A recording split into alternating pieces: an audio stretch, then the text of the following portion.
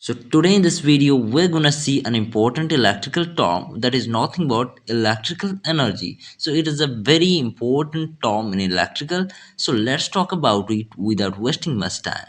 Simply, the electrical energy is the energy that is generated by the movement of electrons through a conductor or a wire.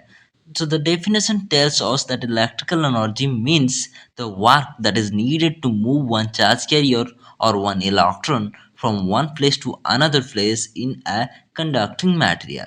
So basically the electrical energy is a secondary energy source, means it is derived from other energy sources like coal, natural gases, nuclear reactions and renewable sources. And if we'll talk about the applications of electrical energy, then it is used for residential, commercial, as well as the industrial purpose. And in HVAC systems and electric vehicles, telecommunications, healthcare equipments, and many more.